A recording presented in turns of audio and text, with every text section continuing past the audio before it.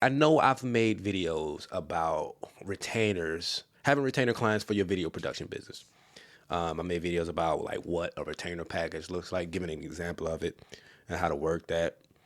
I made videos about how I got my biggest retainer client, and I've also made content around mistakes that can be made, you know, with retainer clients. But I want to talk about now how I wish my biggest retainer client. Sometimes I wish it didn't happen.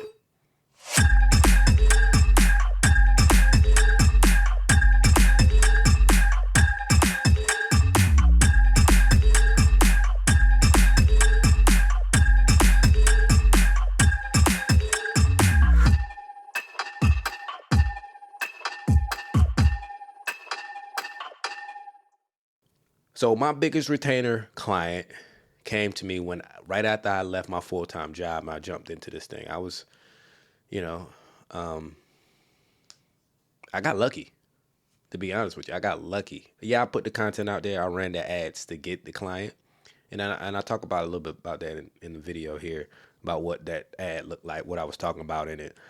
I did the work to get the client, but I still got lucky in the sense that this retainer client paid me a lot. Like it was almost what I was making with my full time job that I had just left, and it was while it was great, it was great while it lasted, and it was fun. I was like, okay, this is what it's like. Oh, this is what it's like. Okay, yeah, this is gonna be a great career for me. Like if it's starting out like this, I'm gonna have a great career. I might not make it this year, but next year I'm gonna make six figures because I had that work, but then every month I get other projects that was, putting me over what I was making at my full time job.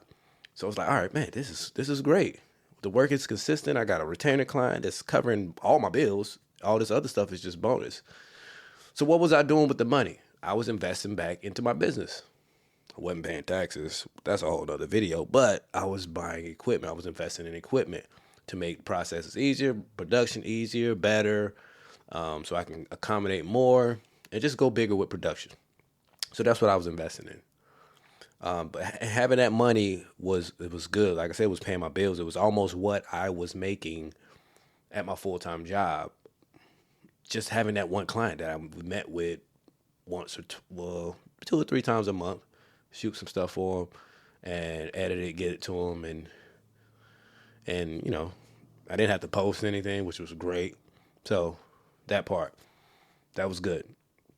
But it was good money, easy money. But what it was a false sense of security. It was a false sense of security. So it was a false sense of security in that, when it was over, it was over. Like that money stopped.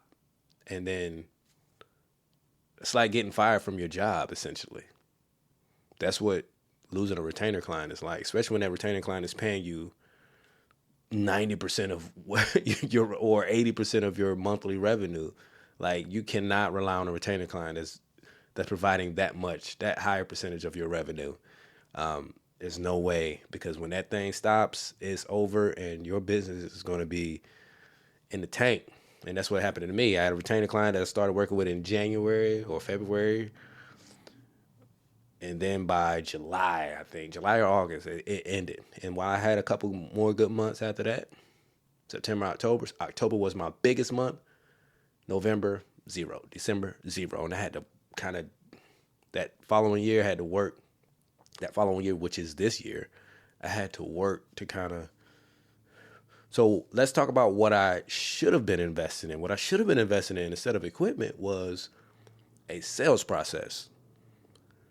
Whether that meant hiring someone to do outreach for me and set up appointments, or me myself having a set days and times during the week to do that stuff myself, where I would have a list of people, companies, businesses that I would reach out to, contact to set up appointments with, and so I could, sell them on my services, offer my services to them. Or whether it meant having someone, a professional. And I had a website, but it wasn't working for me in the way I wanted to. have someone set up a great looking website, great landing page, and I run ads consistently to get people to that landing page. I didn't have any of that in place. I didn't have consistent leads coming in. I was just relying on that one retainer client and some word of mouth clients here and there. And again, when that retainer ended, I was done. It was hard out here. So I should have been investing in sales. So that's my advice. If you have a retainer client, do not start investing in dumb shit. I'm not saying that the equipment I invested in is dumb shit, but it ain't making no money if it's sitting over here not being used. What I should have been investing in is a sales process. Again, whether it's been hiring an assistant, a virtual assistant that can reach out and make phone calls and set appointments, or a landing page that was professionally done and running some ads to get people to that landing page, to convert them. So that's the thing. A retainer client, I ain't gonna tell you what percentage of a retainer client should be as far as your revenue, like what percentage of your revenue should come from each retainer client, but you don't want it to be more than half. Hell, you probably don't want it to be more than 30%. If 30% of your revenue comes from one client, if you lose that, you losing 30% of your revenue. Like that's, you probably, and that's what you don't want to get caught up in. Now, if you have multiple retainer clients, it's cool, but you still need a sales process in place. You still need a way of getting consistent leads. You should not get lazy when you get retainer clients, because that's what it'll do for you, especially if they're paying you large. Again, that false sense of security.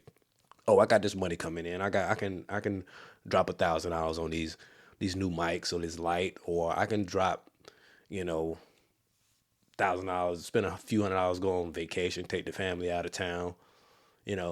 Knowing and knowing that, or not knowing that client can call me anytime and say, you know what, hey, we were rethinking. We think this will be our last month, or we're not going to continue with your service. Like that was devastating to me. That was kind of the end for me, as far as that good year I was having. Like I was off to a good start, but again, I got lucky.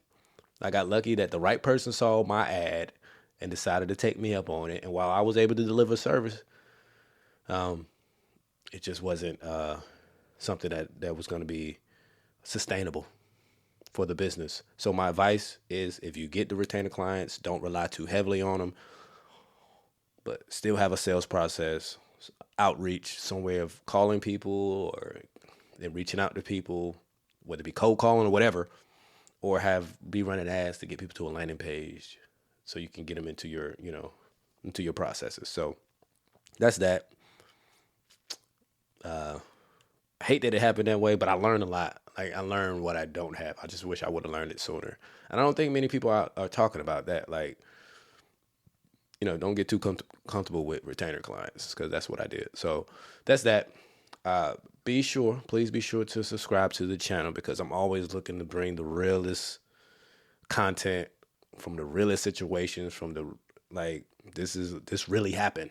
And I don't want it to happen to you. So be sure to subscribe to the channel. I'm always bringing more stuff like that. Go back and watch those videos I made about, retainers and stuff like that. But then make sure you keep this in mind. All right. Thanks for tuning in, everybody. Again, this is CJ Williams, host and producer of this podcast. Be sure to head over to the YouTube channel, Life of a Video Producer, to check out the full video of this interview, or you can click on the link in the show notes.